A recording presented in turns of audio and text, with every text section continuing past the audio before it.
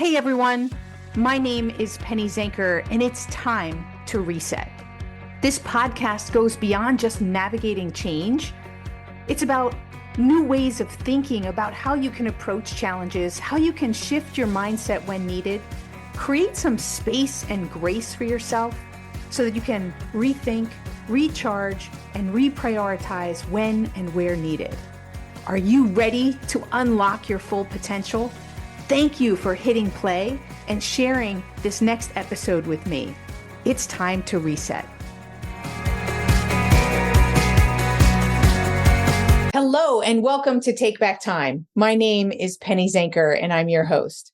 And as you know, I'm always looking to bring some interesting perspectives for you. And today, we're going to mix it up a little bit. I haven't really talked about the power of learning and how to take action from the information that we learn. So I'm excited today to give that a lens, because so often we're like me, off to the next thing, and we really don't process and learn and put things into practice. So I'm excited today for this talk. And I'm talking to Nick Hutchison. Let me just give you a real overview of him, and then we'll introduce him. Nick is the author of Rise of the Reader, Strategies for Mastering Your Reading Habits and Applying What You Learn.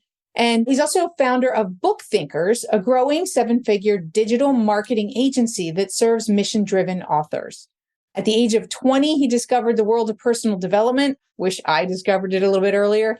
And he quickly used books that he was reading to improve every aspect of his personal and professional life.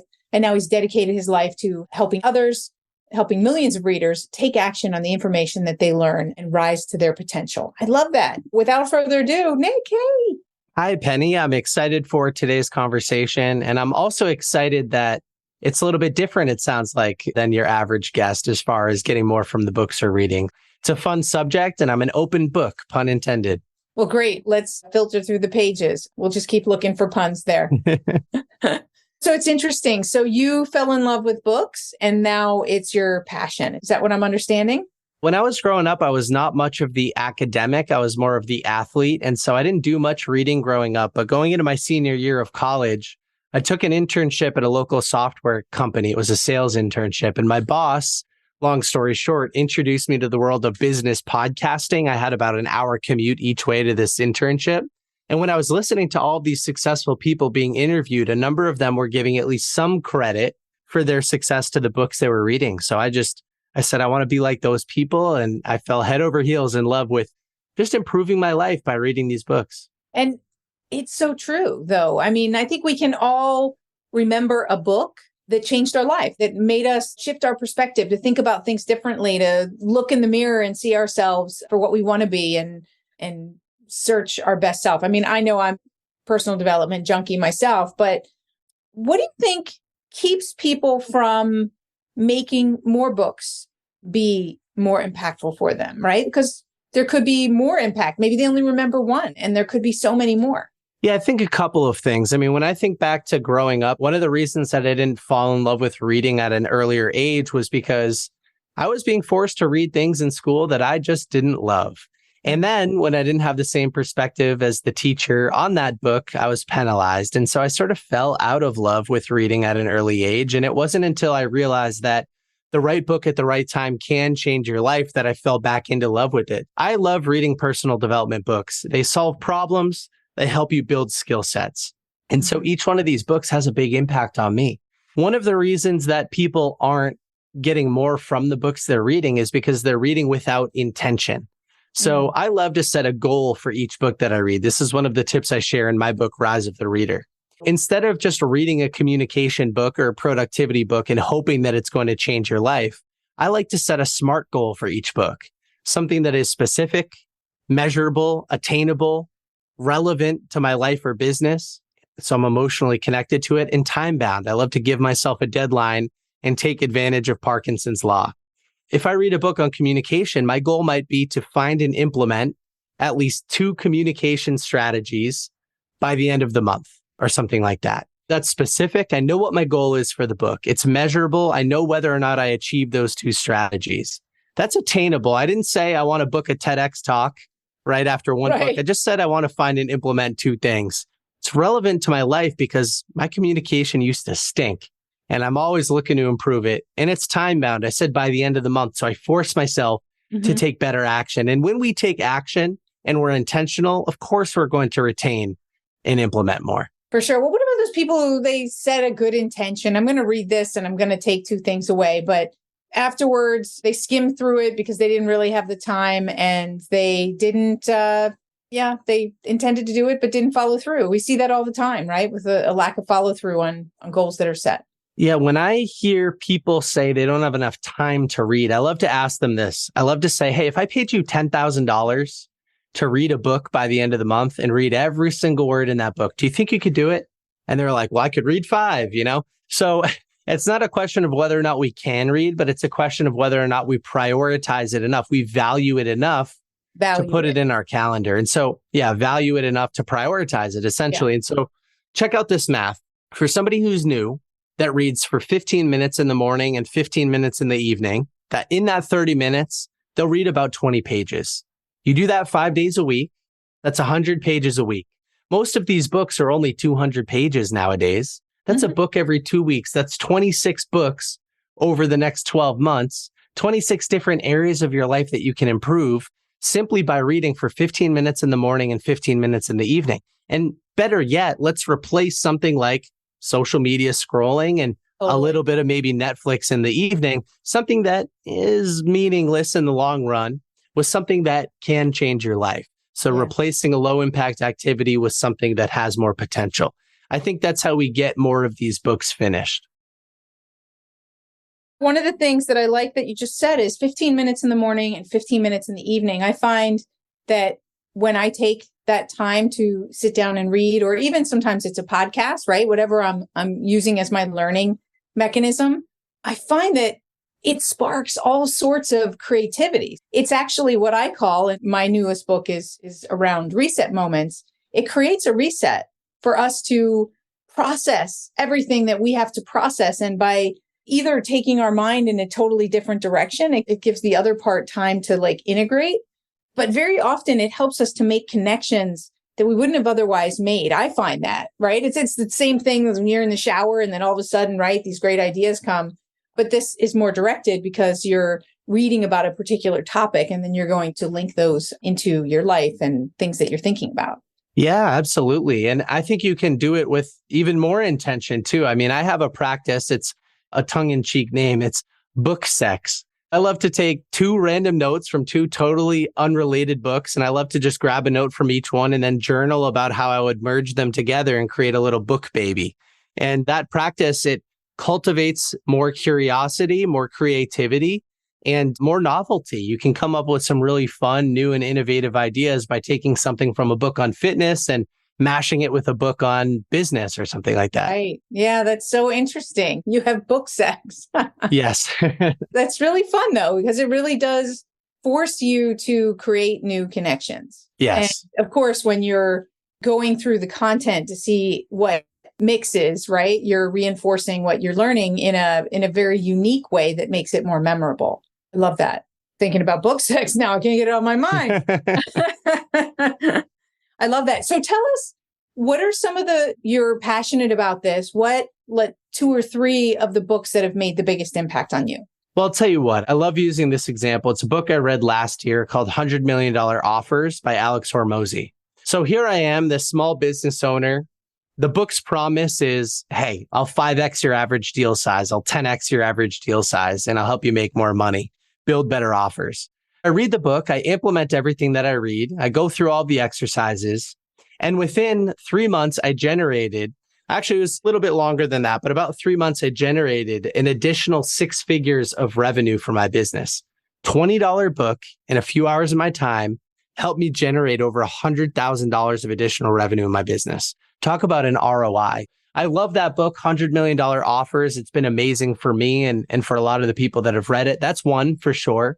And talking about productivity, another book that I really loved was The 4-Hour Workweek by Tim Ferriss. And not only did that book turn me into a world traveler who spends a few months internationally every year, but it helped me build a remote business that's distributed where I only focus on the highest leveraged activities and I automate, delegate, or eliminate the rest.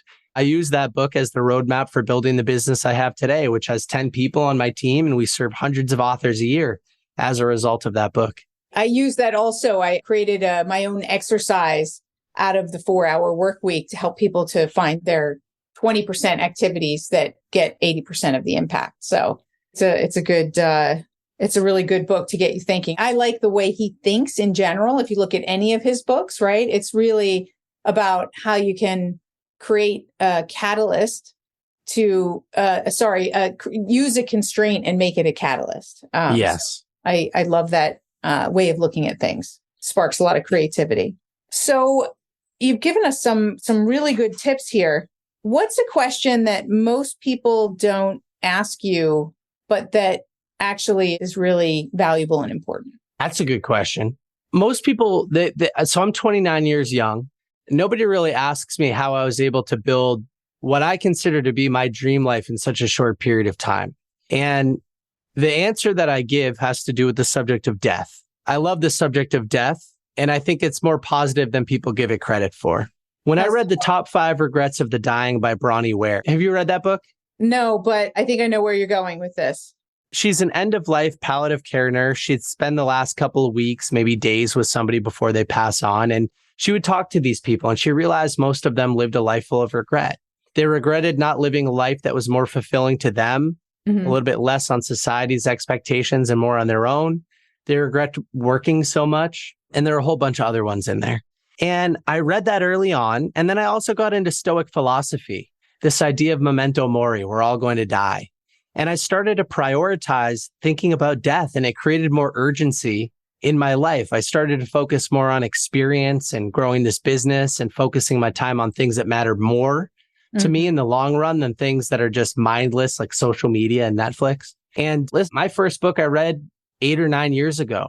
In a relatively short period of time, I'm happy, I'm healthy, I'm wealthy, and it's because of these books. And so that's the mindset is life is finite. We're all going to die at some point. So we might as well get the most out of our time on this planet. And these books, they condense decades of somebody else's lived experience and the lessons that they've learned, and you can read them in days. So yeah, I'm 29, but I've lived thousands of years if you include all of the books behind me. And yeah, that's something that we don't really talk about a lot. I love that. I really love that. And I can say for me personally that I have been shaped by death as well. My father died when I was 19. I'm glad that you didn't have it because somebody close to you died. But I think when you are young and you have someone who you love who dies young, that you realize that life isn't guaranteed and that it does become, I'm here to live. Like, what can I do? What can I explore? How can I read more, learn more, experience more so that I can feel like I lived? I think that's the way I've been living my life. I lived overseas for 16 years and I've done some incredible things because why not? Because you're living. What do I have to lose? I'm here to live, baby. Yeah, most people are asleep at the wheel. My sweatshirt today actually says on a living spree as well. So yeah, awesome. it's one of my favorite messages. That's a great message. I love it. What would you say lately? I mean, it sounds like you learn a lot, right? So it's hard to say, well, what have you learned? Let's pick a topic. Right now, a lot of people are talking about resiliency and they're stressed out. They're, I guess, uncertainty, right? You talked about stoicism and the way that one might face uncertainty. What strategy or how do you face difficult times when it's uncertain and things aren't really going well? Because even though your business is growing and everything's great, sometimes that's a curse too, right? But yeah, I'm just curious, what are some of the strategies and the ways of thinking that you approach resiliency? Well, two things come to mind. One is a more recent thought, one's an older thought. So I'll give you the more recent thought first. When you expect failure, difficulty, and anxiety, and you just know it's part of the process, it doesn't shock you when it happens. I mean, I've learned to love failure. I've learned to embrace it because I think through failure, you can find opportunity and you can collect feedback, and it's not personal. The world isn't trying to get you. It just is what it is. I think a big thing for me is just learning over the last couple of years. I've learned that failure is part of the process, and now it doesn't scare me. It doesn't hurt me. It doesn't create anxiety or bad feelings because I know that's how I'm going to continue to grow. And I've been desensitized to it through exposure. And that's been important. The other thought, the older thought that I've had for a few years now We've been talking about Stoicism, this idea of amor fati, which is Latin for loving one's fate. Again, the world, it's not positive or negative. It's neutral. It is what it is. Factors that are outside of your control are outside of your control. So you shouldn't be upset when you can't control them. And amor fati takes it a step farther. It says you should love these external factors. You should show gratitude to them. Even things that might be perceived as negative, like you're the one that's perceiving them as negative and you have agency over that. And I think that's helped me in difficult times too, is just realizing that it does not serve you or anybody else to be too negative. Yeah, it is what it is. It is. And it's nothing more or less unless you make it more or less. Right. Well, and it's hard for people to be objective. I think that's the interesting thing about Stoicism, or how I've interpreted it, right? So I haven't dug really deep into it, but I think I practice a lot of Stoic type of practices. And I think it's stepping away from some of the emotion. The emotion has us see it worse than it is or better than it is, right? So sometimes it's just getting a step back and just seeing, like you said, what is. Yes. But we have to step away from it in order to really see what is. And absolutely. Not always easy. And so sometimes we may need to do that through other people, right? See it through someone else's eyes. How would so-and-so see it? Like that's a strategy that sometimes I use is if I'm looking at something and I feel stuck or whatever, how would somebody who I respect or want to be like, how would they see this situation? How would they interpret it and where would they take it and that kind of thing, right? It would bring you somewhere totally different. Yeah, absolutely. I use that same strategy all the time. Sometimes people say comparison is the thief of joy, but I think comparison can create joy in perspective. Absolutely. Yeah, I think it depends, right? It's the thief of joy when it's about where you're judging yourself and your status. But I agree with you. It can be, if it's opening up perspective for you so that you can see opportunities and you're not directly saying, I should be like this, but here's the opportunity that I could grow to be this, right? Then it's different. Yeah. And comparing yourself to where you were a few years ago, or it sounds kind of dark, but comparing yourself to people who are in less fortunate circumstances. I mean, it instantly puts you in a place of gratitude. I always say someone else has it worse than I do. So I'm just going to get on with it. Yeah. Definitely will take my problems over anyone else's problems any day. Well, thank you so much for being here. Is there anything that I didn't ask you that you feel like you want to share before we end the show today? Well, I'll say to everybody listening that if you found this conversation valuable, if you're looking for additional strategies to get more out of the books that you're reading, the podcasts that you're listening to, the courses that you're going through, check out this new book, Rise of the Reader. I mean, it really does have the potential to change your life, to help you take better action. One of my favorite quotes is by Napoleon Hill. It says, action is the real measure of intelligence. I'm not in this game just talk my talk and not walk. I'm here to help people change, get access to the information they can use to change, and live better lives as a result of it. That's what fuels me. I believe the right book at the right time can change your life. And that's what my whole brand's all about. That's awesome. Well, thank you so much for being here. Yeah, thank you, Penny. I appreciate it. And thank you all for being here. Whoa, this was a total bomb. We've got some really, really good nuggets here. And I want you to just think about how you can incorporate 15 minutes in the morning and 15 minutes in the evening and start reading more, start being more intentional before you start reading about what you're going to take away. And if you want, it's okay to have book sex. So, yes. So go ahead and check out everything that Nick has to offer. All of the links will be in the show notes. I'm definitely going to be taking a deeper look myself for sure. My name is Penny Zenker, and this is Take Back Time. We'll see you in the next episode. Hey, thank you for spending this time with me. It really means a lot.